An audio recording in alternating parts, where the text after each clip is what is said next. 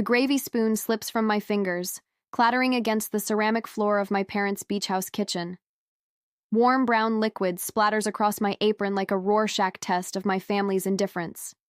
In the dining room, just 15 FT and a lifetime away, glasses clink amid a chorus of laughter. They started without me.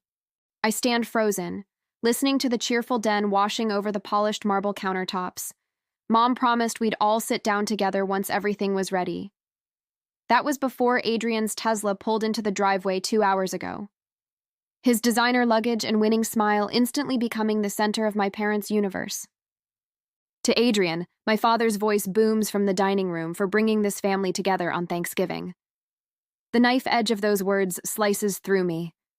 I've been here since Tuesday, chopping, seasoning, and basting, while Adrian rolled in just before dinner, empty-handed, except for a bottle of wine someone probably gave him.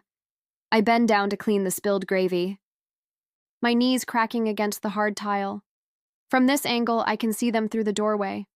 Mom straightening Adrian's collar, Dad pouring him more wine, Aunt Sarah leaning in to hear his latest success story. Not one of them notices my absence. 3 weeks ago, Mom started the family group text with her usual holiday enthusiasm, Thanksgiving planning. We'll cook whatever Adrian likes this year since he's been so busy with his new position. I had suggested trying something different. Maybe we could go to that new restaurant on the bay, give everyone a break from cooking. Mom's response came swiftly. Traditions matter, dear. Besides, you're so good in the kitchen. Translation, you're so useful in the kitchen. I grab a fresh dish towel, wiping gravy from my hands. My fingers have finally stopped trembling. Something shifts inside me, like tectonic plates grinding against each other before an earthquake. I pick up the gravy boat filled to the brim with the rich brown liquid I've spent hours perfecting. The silver serving piece belonged to my grandmother, who probably stood in kitchens just like this one, serving men who never had to wonder if their contributions would be acknowledged. Walking to the dining room, I place the gravy boat firmly on the table. The heavy silver base makes a satisfying thunk against the crisp white tablecloth. 5 pairs of eyes look up briefly before returning to Adrian, who's midway through a story about his golf game with a potential client. Honey, Mom says without looking at me, could you grab some more ice for Adrian's drink? The request hangs in the air between us. I've spent 2 days cooking while Adrian hasn't lifted a finger. The words rise to my lips before I can swallow them back. No. The single syllable lands like a stone thrown through glass. The conversation stops. Adrian's mouth hangs open mid-sentence. Mom blinks rapidly, her social smile faltering. I'm sorry, I said. No. My voice sounds different, steadier than I feel. Dad's face darkens as he sets down his fork. Your brother drove all the way from Tampa. 2 hours, I say. He drove 2 hours. I've been cooking for 2 days. The silence stretches between us, filled with the unspoken rules I've just broken. My heart hammers against my ribs. This tiny rebellion might cost me the security of being part of this family, the conditional love I've spent 35 years trying to earn. Mom laughs nervously, smoothing her napkin. Marin's just tired from cooking all day. She turns to Adrian. The turkey is exceptional this year, don't you think? And just like that, the moment passes. The conversation flows around me like I'm a rock in a stream. Adrian resumes his story with barely a pause. But something has changed. For the first time, I've pushed back against the current instead of letting it sweep me along. My nose still echoes in my ears as I take my seat at the table. Not rushing back to the kitchen, not fetching ice, not disappearing into the background of my own life. I reach for the wine and pour myself a full glass. When I look up, Aunt Rachel catches my eye from across the table and gives me the slightest nod. I take a long sip and feel the warmth spread through my chest. This Thanksgiving just became something entirely different. The half-eaten turkey sits abandoned on the dining table as I escape to the kitchen, my legs carrying me away from the laughter that doesn't include me. I need a moment to breathe, to process what just happened. My small rebellion, that simple no, still thrums through my veins like electricity. Mom's iPad sits open on the granite countertop, her Facebook page glowing with notifications. I shouldn't look. I've never been the snooping type. But something pulls me forward. My fingers hovering over the screen before I tap her profile. The most recent post stops my breath cold. Excited for Adrian's special Thanksgiving menu. Can't wait to taste what my talented son suggested for our family gathering. My talented son. Not a word about who actually shopped for ingredients, prepped for 2 days, or woke at 5 this morning to put the turkey in the oven. I scroll down. Photo after photo from birthdays, Easter, last Christmas. Dozens of images of Adrian smiling with mom and dad. In some, I spot my elbow or the back of my head as I carry dishes to the table or clean up in the background. Not one photo features me front and center. Not one. The kitchen suddenly feels too small. The walls pressing in as 35 years of being overlooked crystallize into undeniable evidence.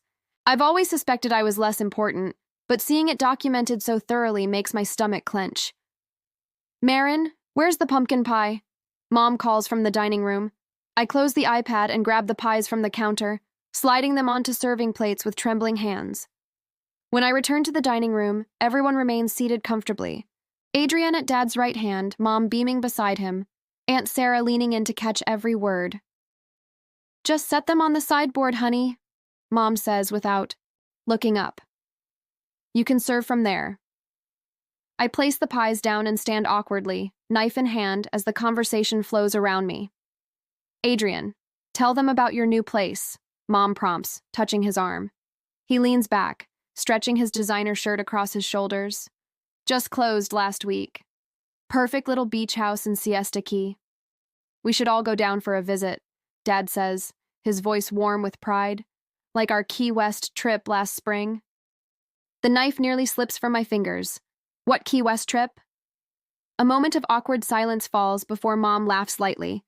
"Oh, it was just a quick weekend getaway. You were so busy with work. I was never invited," I say, the words falling like stones. Adrian shifts uncomfortably, but Aunt Sarah jumps in.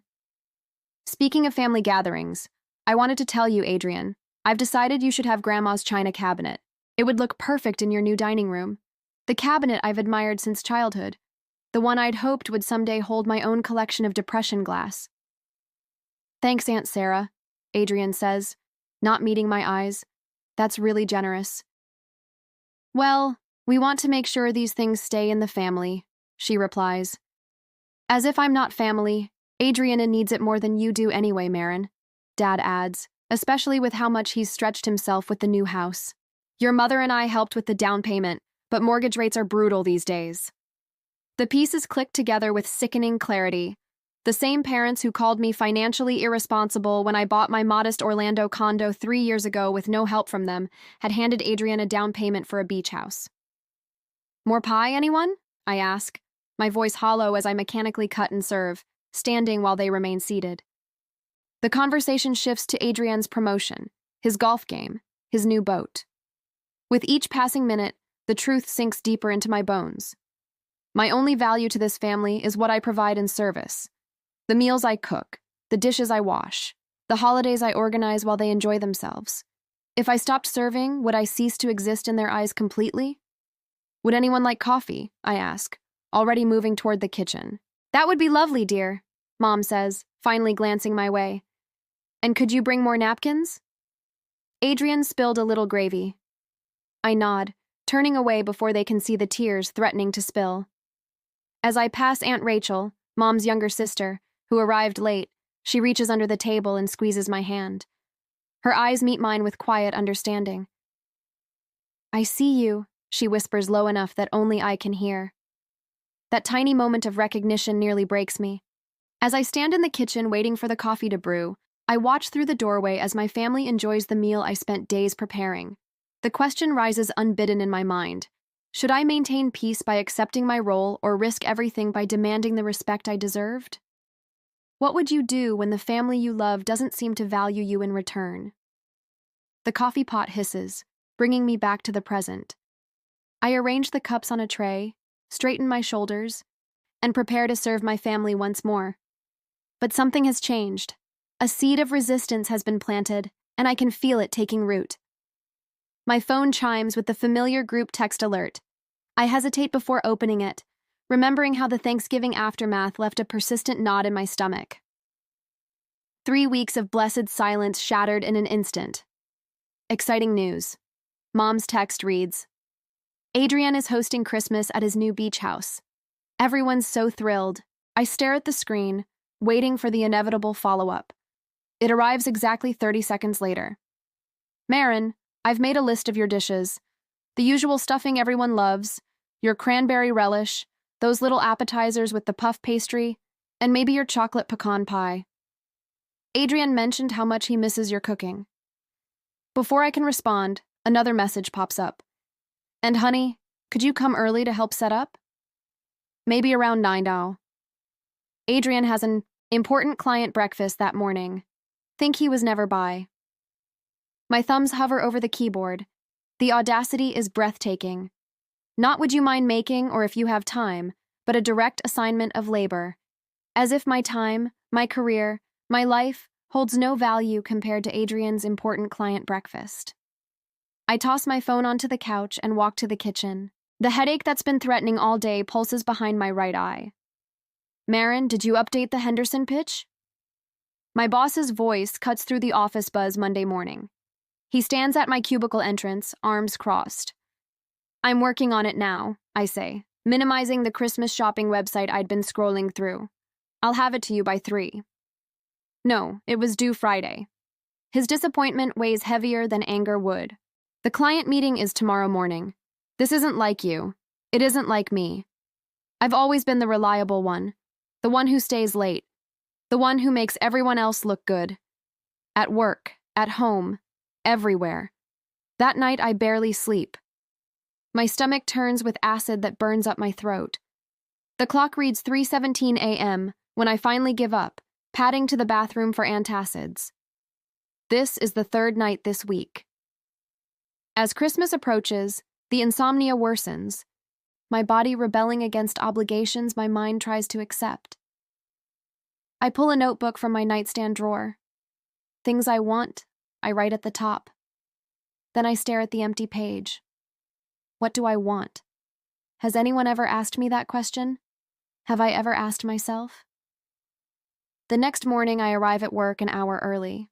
I finish the Henderson pitch, then start on next week's projects. When my boss stops by to check on me, I say, I've completed everything due this week. I'm taking Friday off. Not asking, telling. He blinks, surprised by my directness. Sure, you've got the time. Everything okay? Just taking care of myself, I reply, the words feeling foreign in my mouth. Thursday afternoon, Jessica from accounting leans against my cubicle wall. A bunch of us are having a holiday thing Saturday night. No family drama allowed, just friends, food, and questionable karaoke choices. You in? I don't know. I hesitate. I've got so much to do before Christmas at Adrian's. Come on. She nudges my shoulder. One night for yourself won't kill you. Something about her casual invitation cracks the tension I've been carrying. I burst into genuine laughter for the first time in weeks. Questionable karaoke, huh? That bad? Horrific? She grins. Dave from it does an interpretive dance to total eclipse of the heart that will haunt your dreams. I find myself nodding. Okay, I'm in. The possibility of joy. Simple, uncomplicated joy with people who expect nothing from me except my presence. Feels like coming up for air after being underwater too long. Friday off, I spent the whole day away from the kitchen outside just by myself. Saturday, I was testing new recipes I found on the internet, prepared, and went to hang out with friends from work. My phone rings. Sunday evening, Mom's name lights up the screen. I consider letting it go to voicemail, but something inside me has shifted. Hi, Mom, I answer, keeping my voice neutral. Marin, I'm finalizing Christmas plans. Did you get my text about coming early to help Adrian set up? We're counting on you. He's so busy with his new promotion. I watch my knuckles turn white around the phone. The familiar script unfolds. Adrian's needs elevated, mine dismissed. The old Marin would apologize for the delay and promise to do better. The old Marin would already be planning which grocery stores had the best ingredients for all those assigned dishes. I'm busy too, I say quietly. I have my own life and career. The silence stretches so long I check to see if the call dropped. What's that supposed to mean? Mom finally asks, her voice tight with disapproval. It means exactly what I said. I have deadlines, responsibilities, and commitments of my own. I'm not just sitting around waiting to be useful to Adrian. This is Christmas, Marin. Family comes first. Does it? Because it seems like Adrian comes first and I'm just expected to serve him. Mom gasps. That's not fair. He works so hard. So do I. The words burst from me with unexpected force. I work hard too, Mom, but no one in this family has ever acknowledged that. No one has ever asked what I need or want. It's always about making things perfect for Adrian. I don't understand where this is coming from, she says, her voice quavering. We've always been a close family. The truth lands in my chest with stunning clarity. I don't need their approval to be worthy. I never did. All these years of contorting myself to earn love that should have been freely given. What a waste. I'll think about Christmas, I say calmly. I'll let you know what I decide. I end the call before she can respond. The following week at work, something strange happens. Jessica stops by my desk with coffee. Thought you might need this, she says, placing it beside my keyboard. No expectations, just kindness. At lunch, my colleagues ask about my holiday plans. When I mention the uncertainty around family Christmas, Dave from it immediately offers, a bunch of us are having an orphan Christmas if you want to join. Potluck style. Everyone brings something they actually enjoy making. The contrast staggers me. These people, some I barely know beyond professional courtesy, asking what I want, rather than telling me what they expect me to give. Thanks, I say, standing a little straighter. I might take you up on that. That evening, I open my laptop and begin drafting an email to my family. The words flow with surprising ease. Dear Mom, Dad, and Adrian, I type. I've given a lot of thought to Christmas this year. I've decided not to attend the gathering at Adrienne's beach house. I explain my feelings without accusations, simply stating facts. Years of unbalanced expectations, the toll on my health and career, my need to create boundaries that honor my worth. An hour later, my phone rings. Aunt Rachel's name appears on the screen. Your mother called me, she says without preamble. She's quite upset. My heart sinks. I'm sorry if she dragged you into this. Don't be. Aunt Rachel's voice softens. I wanted you to know that whatever you decide about Christmas, I support you. It's long overdue, Marin. Tears spring to my eyes at this unexpected alliance. Thank you, I whisper. After we hang up, I return to my laptop, yet my phone lights up again. Mom calling. I take a deep breath and decide. I take 3 deep breaths before answering, exactly as Jessica advised during our lunch yesterday. Hello, Mom. My voice comes out steady, a stark contrast to the nervous tremor that usually accompanies these calls. Marin, we need to discuss Christmas arrangements. She launches in without preamble. Adrienne wants to know which dishes you're bringing. He's planning the table settings. I press my palm flat against the cool granite of my kitchen counter. I won't be coming to Adrienne's for Christmas. The silence that follows stretches so long, I check my screen to ensure we haven't disconnected. That's ridiculous. Her voice returns higher pitched than before. Of course you're coming. Your brother has a brand new house to show everyone. I've made other plans. I maintain eye contact with my reflection in the microwave door, refusing to look away from myself. What other plans could possibly be more important than family? The familiar dismissive tone creeps in. My plans are important because they're mine. Each word comes out distinct, like stepping stones across a rushing stream.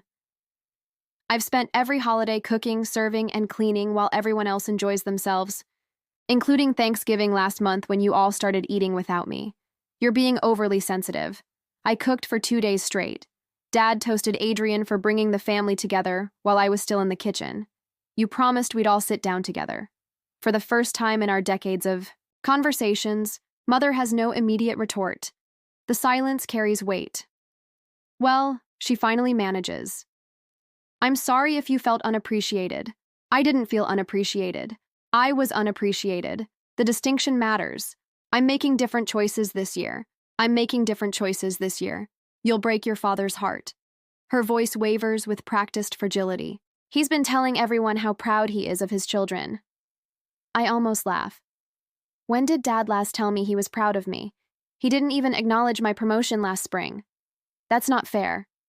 She stops abruptly. What? He's not good with words, she offers weakly. Not like Adrian.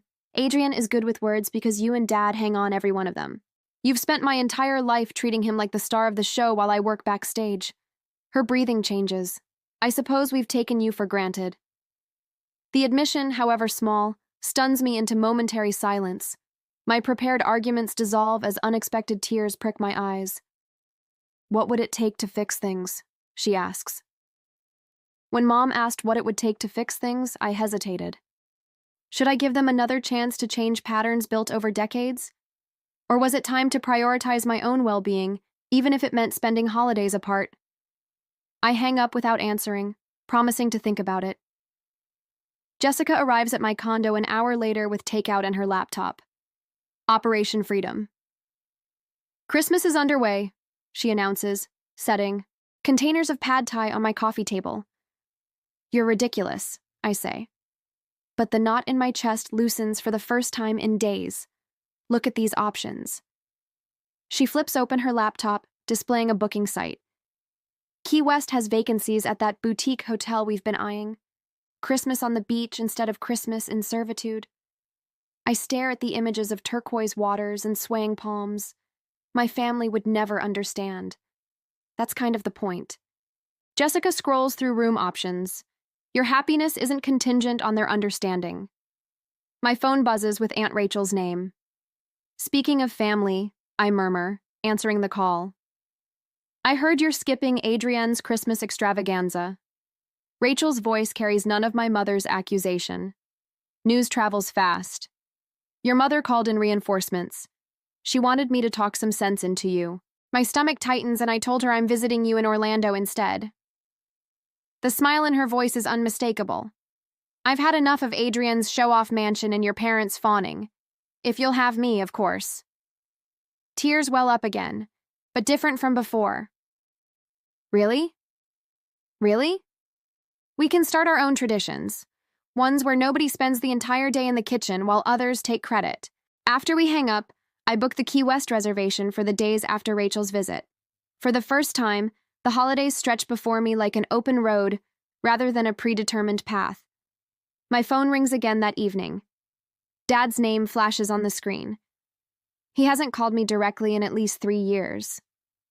Marin, he says when I answer, his voice uncharacteristically hesitant.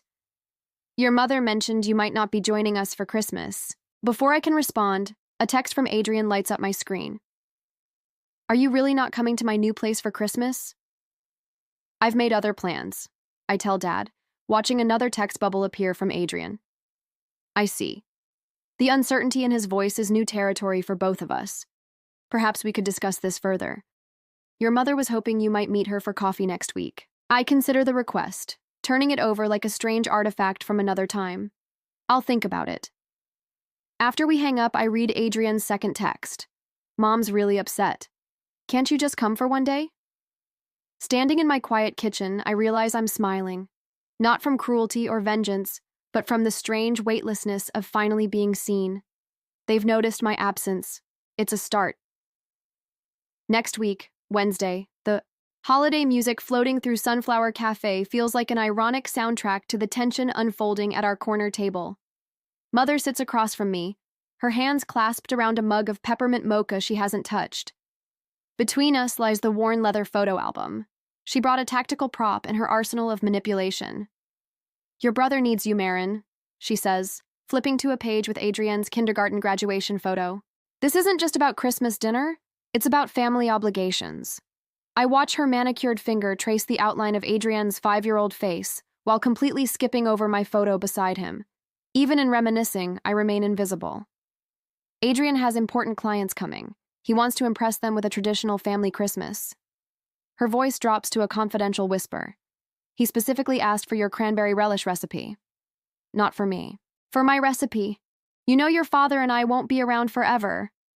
Her voice wavers with practiced emotion. Are you really willing to throw away your family over petty jealousy? The words land exactly as she intended, like a punch to the stomach. For a moment, I feel the familiar guilt rising in my throat. But then, I notice her eyes darting to check if her performance is having the desired effect. I reach into my bag and pull out my own folder. I brought something too, I say, my voice steadier than I expected. I place 2 family photos side by side. The first shows last Easter's gathering. Adrian centrally positioned between our parents while I'm barely visible at the edge carrying a tray of dealed eggs.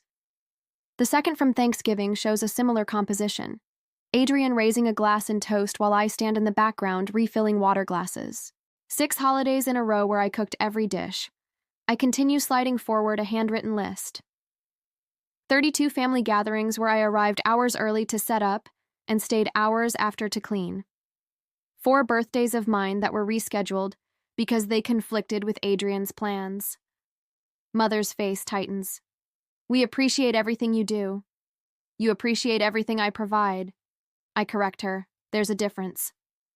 I tap the list with my index finger. When was the last time anyone took a photo of me enjoying a holiday meal? When did anyone offer to help me in the kitchen? When did my birthday get the same attention as Adrienne's job promotion? She shifts uncomfortably, glancing around as if searching for witnesses to my rebellion. I'm not throwing away family, Mom, I say, my voice softening but not weakening.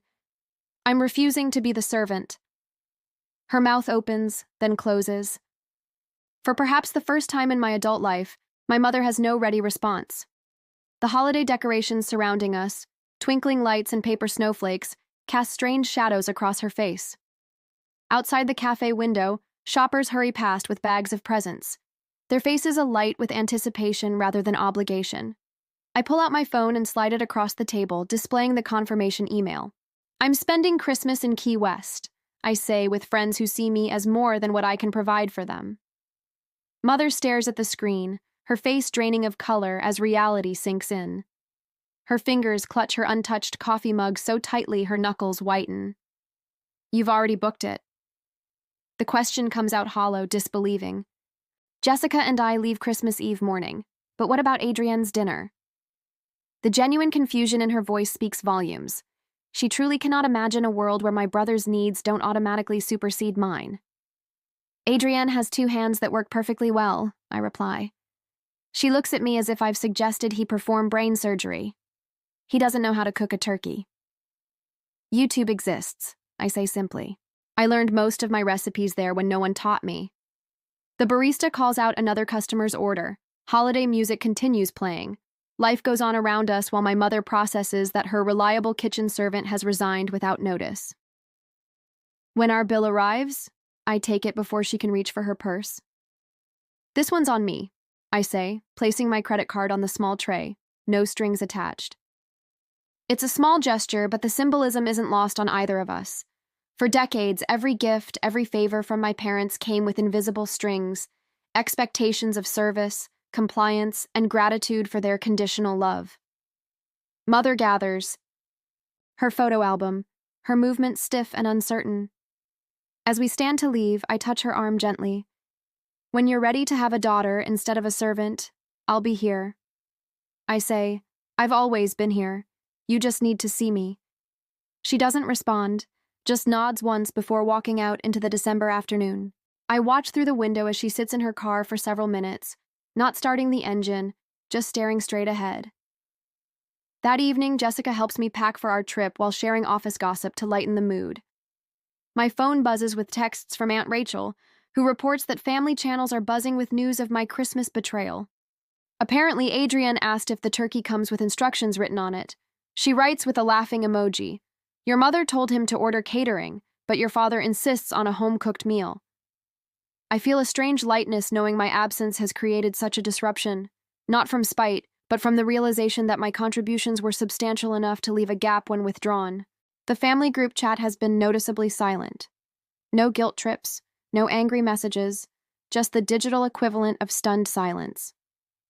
As Jessica and I toast to our upcoming beach Christmas with glasses of wine, my phone lights up with a text. It's from my father, the first direct message he sent me in years without my mother as intermediary. We need to talk. It reads, I set the phone down without responding, feeling neither triumph nor regret, just the quiet certainty that whatever happens next, I won't be returning to the kitchen while others enjoy the feast I've prepared. During Christmas time, the Key West sun warms my face as I stretch out on a beach towel beside Jessica. Laughter bubbles from my chest when our friend Theo performs an exaggerated impression of his boss. For once, I'm not bustling around serving others. I'm simply present, soaking in the moment. Marin, get in this. Jessica waves her phone, framing a photo of our impromptu holiday gathering. I slide between Theo and Jessica, smiling without reservation. The camera clicks, capturing my relaxed posture and genuine smile. 3 days in Key West, and I haven't once apologized for taking up space. Your pick for dinner tonight, Theo says, passing me the local restaurant guide. The simple act of choosing without calculating everyone else's preferences first still feels revolutionary. The seafood place on Duval. I decide without hesitation. Jessica raises her plastic cup to Marin, who showed us all how to create holidays worth celebrating. 11 months later, on Thanksgiving Day, the aroma of rosemary and garlic fills my Orlando condo as I slide the turkey back into the oven. The timer reads 40 minutes, remaining plenty of time to join my guests. Need any help? Jessica asks from the doorway. Actually, I'm good. The words come easily now. Theo's handling the potatoes. Rachel brought dessert. Everything's under control. When I enter my living room, Aunt Rachel pats the sofa beside her. This beats Adrienne's stuffy dining room, she whispers, squeezing my hand.